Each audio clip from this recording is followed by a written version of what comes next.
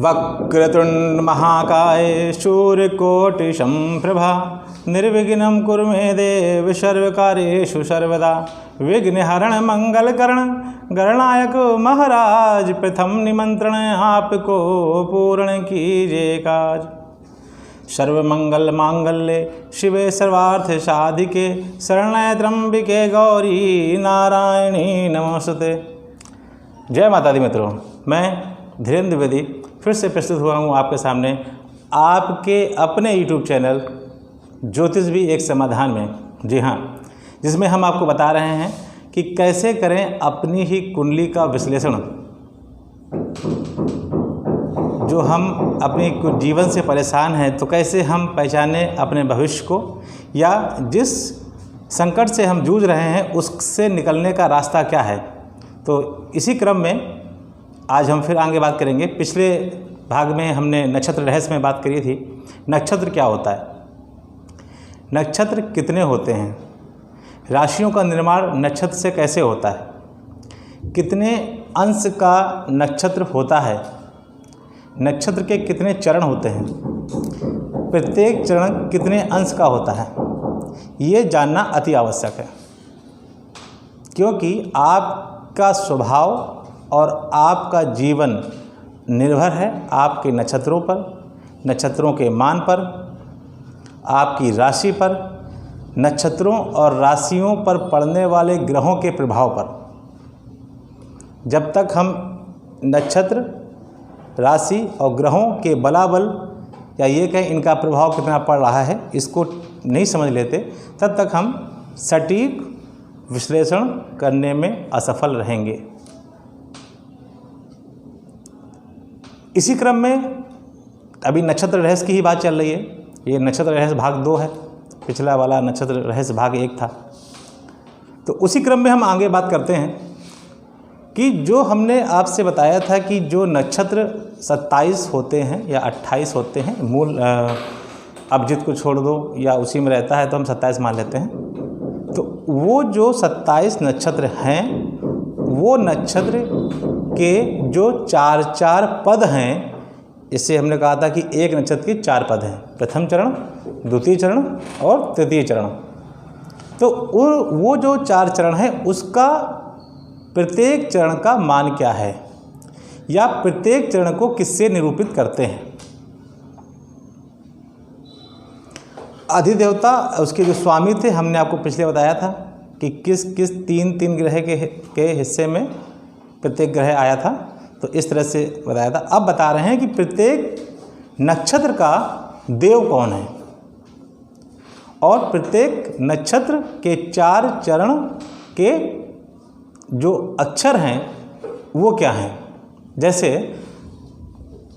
आपके घर में या किसी पड़ोस में, समाज में, आसपास किसी के यहाँ कोई बच्चा पैदा होता है, कोई संतान हुई, तो हम पहले कहते हैं कि भाई किसी ब्राह्मण से, ज्योतिर्विद से, पंडित को दिखाकर ये पता करवा ले इसका नाम किससे रखें। ये एक अहम जिज्ञासा रहती है मन में कि बच्चे का नाम कैसे रखा जाए। तो आज हम वो बताएंगे कि नाम भी किस नक्षत्र में बच्चा किस चरण में हुआ है तो उसका नाम कैसे रखें। तो सबसे पहले इसी क्रम में हम बात करेंगे आपसे कि 27 नक्षत्रों का जो पहला नक्षत्र है वो क्या है, वो है अश्विनी। तो इसके 4 चरण। तो अश्विनी की अगर हम बात करते हैं तो अश्विनी नक्षत्र जो है उस अश्विनी नक्षत्र के 4 चरण हैं।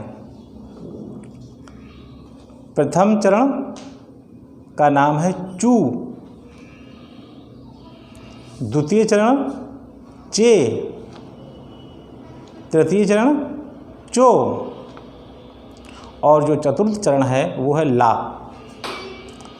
अगर आपका बच्चा या आपकी संतान अश्विनी नक्षत्र में हुई है तो 4 चरणों में जिस भी चरण में बच्चे का जन्म हुआ है उसके अनुसार उसके राशि का नाम रखा जाता है। जैसे प्रथम चरण में चू, द्वितीय चरण में चे, तृतीय चरण में चो और चौथे चरण में ला। इसी क्रम में जो दूसरा नक्षत्र है वो है भरणी। भरणी में प्रथम चरण में ली, द्वितीय चरण में लू, तृतीय चरण में ले और चतुर्थ चरण में लो। यानी भरणी के जो 4 चरण हैं इनके नाम हैं ली, लू, ले, लो। इसी क्रम में कृतिका, तीसरा नक्षत्र, इसके भी 4 चरण के नाम क्रमशः हैं अ, ई, उ, ए। रोहिणी ओ, वा, वी, वू। मृगशिरा वे, वो, का, की। आद्रा कु, घा, ड़ा, छा। पुनर्वसु के, को, हा, ही। मतलब पुनर्वसु का पहला चरण के, द्वितीय चरण को, तृतीय चरण हा और चौथा चरण ही। पुष्य के 4 चरण हु, हे, हो, ड़ा। आश्लेषा डी, डू, डे, डो। तो 4 ये जो पहले 9 नक्षत्र थे तो इस हिसाब से इनका नाम हो गया। लास्ट में आश्लेषा आया, डी, डू, डे, डो, 4 इनके नाम हो गए। इसके बाद 10वां नक्षत्र मघा। 10वां नक्षत्र जो मघा है इसके 4 चरण क्या होंगे? पहला मा, दूसरा मी, तीसरा मु, चौथा में। इसके बाद पूर्वा फागुनी में पहला मो, दूसरा टा चरण, तीसरा टी और चौथा चरण टू। उत्तरा फागुनी में पहला चरण टे, दूसरा चरण टो, तीसरा चरण पा, चौथा पी। इसी क्रम में हस्त नक्षत्र का पहला चरण पू, दूसरा चरण स, तीसरा चरण न, या और चौथा चरण ठा। फिर चित्रा में पे, दूसरा चरण पो, तीसरा चरण रा और चौथा चरण री। स्वाति नक्षत्र रू, रे, रो, ता। इसी क्रम में विशाखा का पहला चरण ती, दूसरा तू, तीसरा ते, चौथा तो।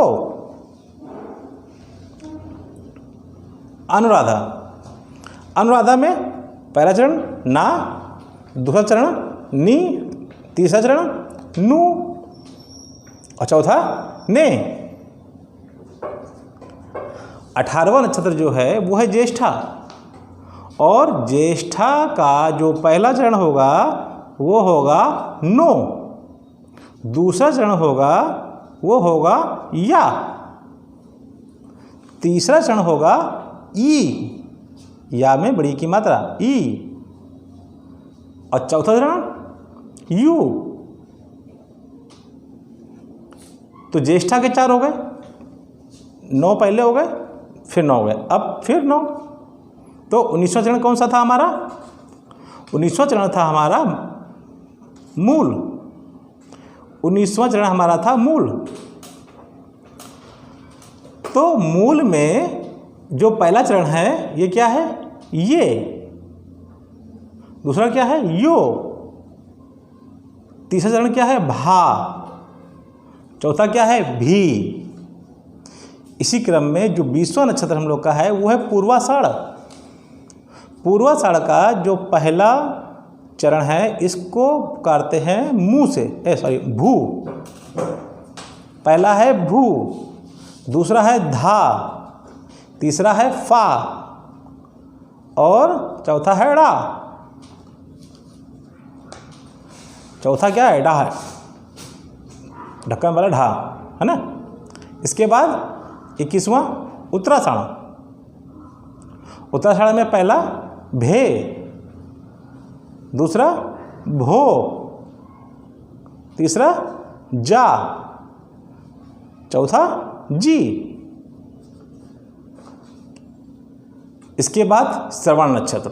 श्रवण नक्षत्र का पहला चरण खी, खा में बड़ी की मात्रा, और जो दूसरा चरण है वो है खू, खा में बड़ी ऊ की मात्रा।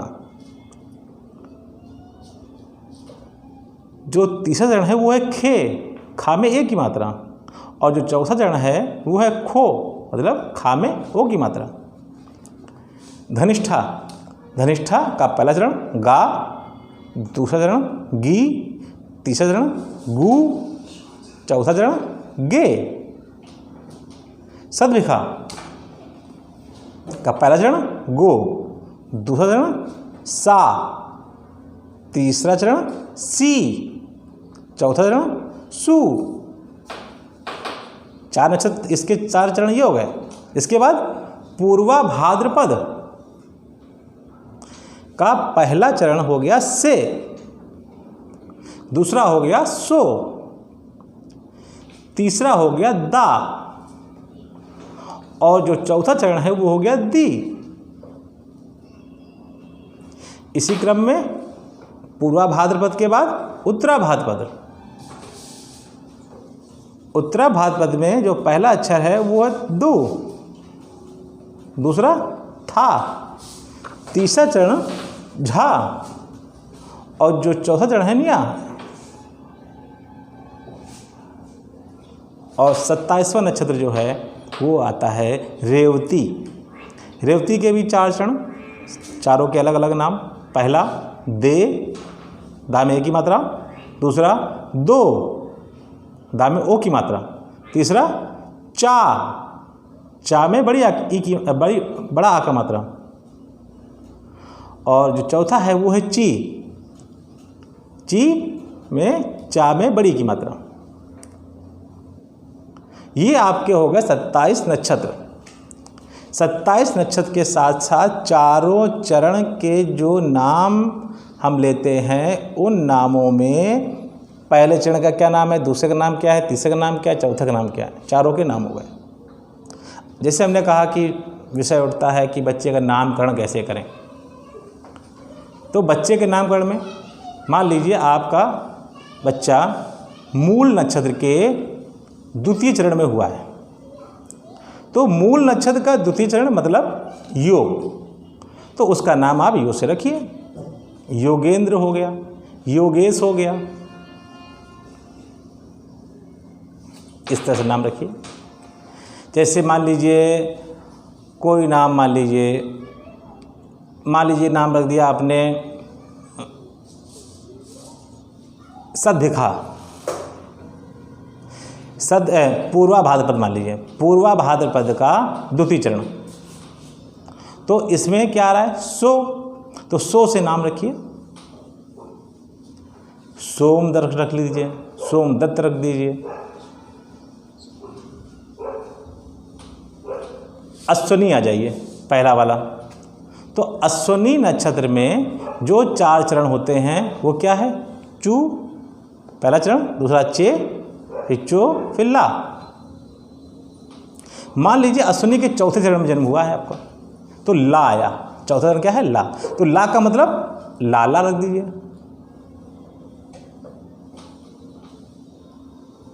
ठीक है। मान लीजिए कृतिका का पहला चरण आ, कृतिका का पहला चरण आ, अभिषेक रख दीजिए। तो ये जिस तरह से नाम दिए गए हैं, इस तरह से चारों चरणों के नाम आपके सामने प्रस्तुत हैं, और ये चारों जिस चरण में आपके बच्चे का जन्म हुआ है उस चरण के अनुसार आप बच्चे का नामकरण कर सकते हैं। तो इसी क्रम में अगर हम बात करें तो ये तो हो गया नामकरण, बच्चे का नामकरण कैसे करना है, किस अक्षर से करना है। अब इसमें आप कहेंगे कि हमको ये कैसे पता लगेगा कि इस नक्षत्र के इस चरण में हुआ है, इसका भी हम बात आगे करेंगे कि कैसे हम ये पहचानेंगे कि किस चरण में आपके बच्चे का जन्म हुआ है, किस चरण में किस नक्षत्र में बच्चे का जन्म हुआ है, और उस नक्षत्र का जो चरण है किस चरण में जन्म हुआ है, ये भी आपको बताएंगे। पंचांग में किस तरह से इसका निरूपण करते हैं उसको दिखाएंगे। तो अब इसकी बात करते हैं, जैसे हमने लास्ट टाइम बताया था आपको कि जो नक्षत्र है, नक्षत्र में प्रत्येक नक्षत्र में तीन ग्रह का आधिपत्य होता है। इसी क्रम में जो 27 नक्षत्र हैं, इन सभी के एक एक देव भी होते हैं, सभी के एक एक देव भी होते हैं। तो जो पहला नक्षत्र हमारा आता है वो है अश्विनी। तो अश्विनी के जो देवता हैं, जो अश्विनी के देव हैं, वो कौन है? अश्विनी कुमार। अश्विनी कुमार मीन्स पहले के जैसे कि पुराणों में हम देखते हैं अश्विनी कुमार में का जो काम होता था वो हीलिंग का काम होता था। वो ये काम करते थे कि किसी को ठीक करना है, बीमार है, इस तरह से दवा का काम, इस तरह से हीलिंग का काम करते थे अश्विनी कुमार। तो अश्विनी नक्षत्र में के जो देवता हैं वो हैं अश्विनी कुमार। अब देखिए इसका लिंक कैसे है, कैसे इसको जानने की आवश्यकता क्या है? क्या आवश्यकता है कि हम ये जानें कि इस नक्षत्र में बच्चा पैदा हुआ था, हमने नाम रख लिया, कोई बात नहीं, लेकिन इसका देवता से क्या मतलब? हमको देवता से मतलब है, आपको देवता की जो प्रॉपर्टी होगी, जो गुण होगा, वही आपके बच्चे में गुण आने वाला है। Ashwini Kumar means healing, means किसी को डिवोट करना, किसी को ठीक करना। तो अगर उसके नक्षत्र में जन्म हुआ है तो कुछ प्रॉपर्टी उसकी आएगी। गुरु के नक्षत्र में जन्म हुआ है तो गुरुत्व आ जाएगा बच्चे के अंदर, सीखने की एक अद्भुत क्षमता वाला बच्चा होगा आपका। तो ये जानना आवश्यक है कि हमारे बच्चे का जन्म किस नक्षत्र में हुआ है। राशि पता है, ये राशि है, ठीक है, वो राशि में किस नक्षत्र में। हमने आपसे याद होगा पिछले भाग में कहा था आपसे हमने कि किसी राशि का निर्माण नक्षत्र से होता है। 2.25 नक्षत्र मिलकर एक राशियाँ बनती हैं। तो 2.25 नक्षत्र, हर नक्षत्र का देवता अलग अलग है, तो किसका प्रभाव पड़ने वाला है ये जानना जरूरी है। इसलिए ये जरूर देखें कि किस नक्षत्र का स्वामी कौन है, सॉरी देव कौन है, देवता कौन है, वो तो स्वामी हो गए। तो इसी क्रम में पहला जो नक्षत्र है वो है हमारा अश्विनी। तो अश्विनी नक्षत्र में जो देवता हैं वो है अश्विनी कुमार। पहला देवता अश्विनी कुमार। दूसरा नक्षत्र है भरणी। भरणी के देवता यम, यम मतलब काल। तीसरा जो नक्षत्र आता है कृत्तिका।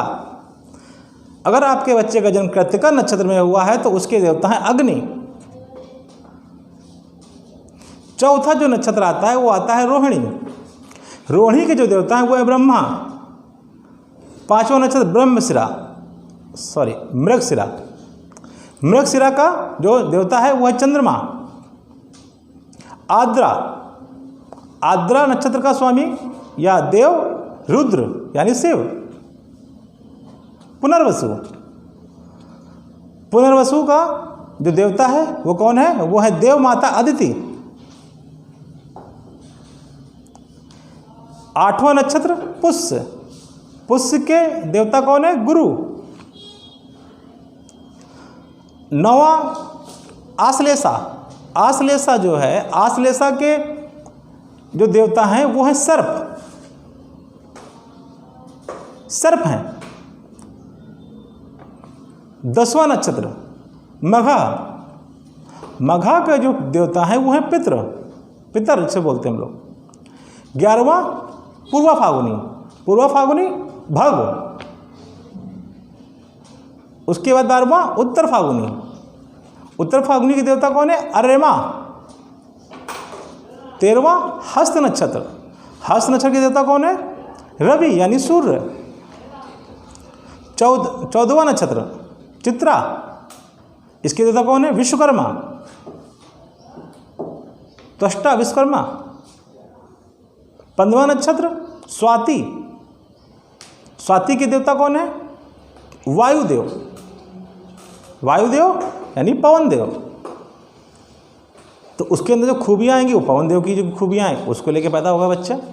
तो ये जानना आवश्यक है। फिर इसके बाद 16वां नक्षत्र विशाखा के देवता इंद्र। अनुराधा के देवता मित्र।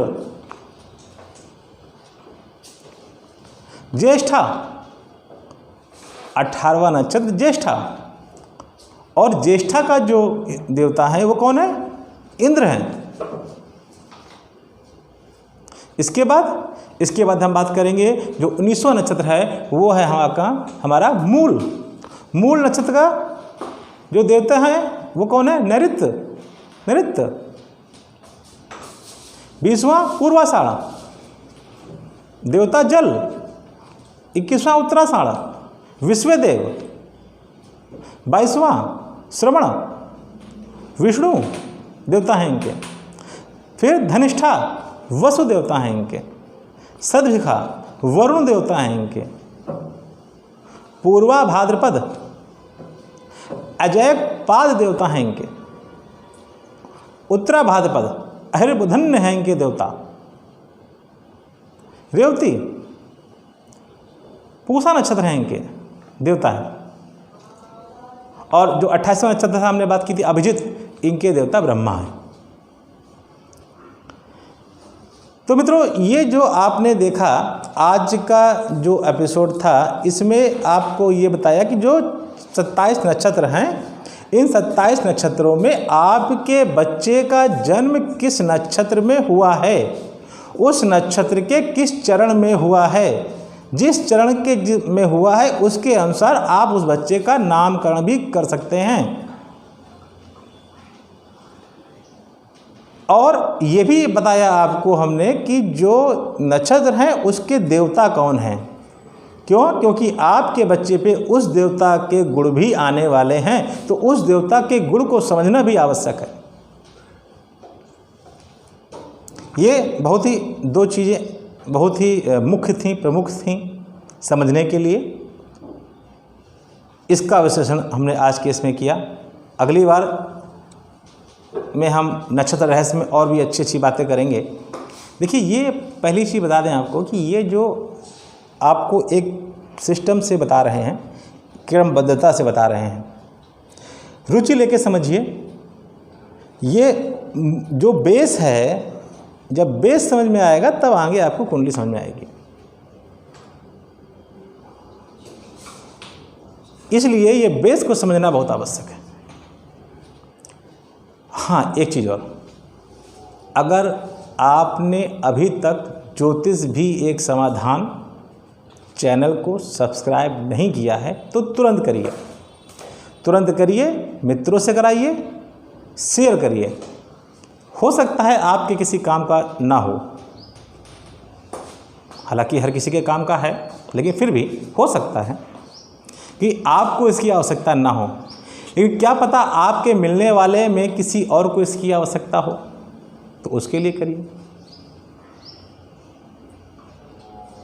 तो आज ही करें, अभी करें, खुद करें और बेल आइकन को दबाना ना भूलें।